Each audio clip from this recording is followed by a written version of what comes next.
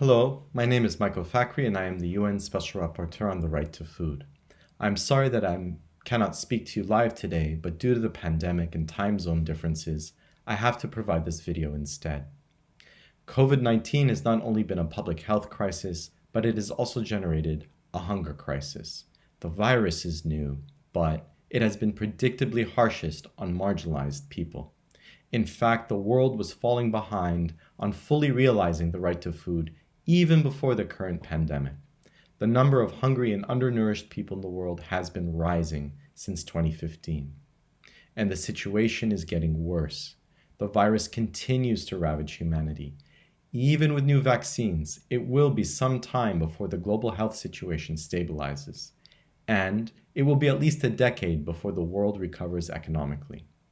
Meanwhile, member states and international organizations have not yet come together to tackle the looming hunger crisis.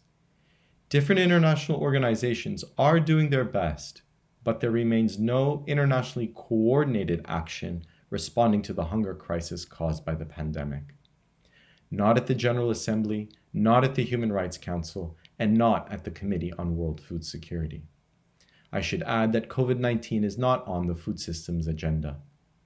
In other side events, I've addressed why a human rights approach is needed to tackle COVID-19. I want to focus my remarks here on why the CFS is best positioned to take on the hunger crisis that this virus has exacerbated. Remember that the CFS was first created in 1974 because of the spread of global famine and hunger. The CFS was re-energized in 2010 because of the food crisis, and today we face the existential crisis of climate change. This global pandemic is only a practice run for what lies ahead. The CFS is already well positioned to act. Today's panelists are able to articulate how the CFS can quickly act based on existing reports and policy instruments. These are things like the HLPE issues paper on COVID-19, the CFS tenure guidelines, the CFS framework for action in protracted crisis, the International Labour Organization policy recommendations, and my newest report to the Human Rights Council. These instruments and others can provide the backbone for a coordinated response.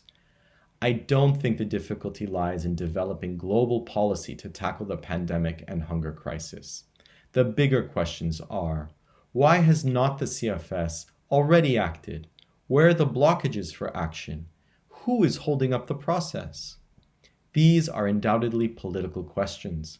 So, new politics are required. New coalitions of governments willing to come together, willing to work together and push through the CFS. We are all overstretched. Governments are struggling. Workers, peasants, pastoralists, and fishers are struggling. Most acutely, women are struggling because they are having to do more care work. The pandemic has perpetuated cycles of inequality, with women bearing the brunt of the impact and economic shock. Therefore, I ask the CFS to stop everything that it's doing right now and focus entirely on the COVID-19 pandemic hunger crisis. Now is the moment to effectively use what little time and energy we have. No new policy instrument and no new negotiations are going to feed people.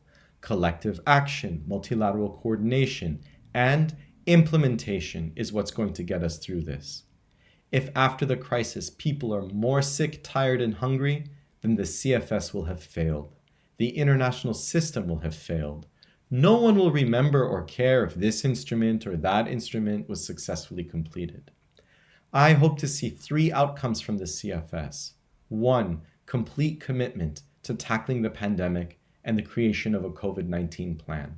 2. That the CFS use this plan to coordinate multilateral action amongst member states. And 3. The CFS also use this plan to coordinate international organizations. Let me address this last point a little bit more. Unfortunately, international organizations have an ambivalent relationship to the CFS. Therefore, member states must come together, use the new COVID-19 plan, and direct the FAO, IFAD, and WFP to work together. Importantly, the International Labour Organization must be invited as a full partner.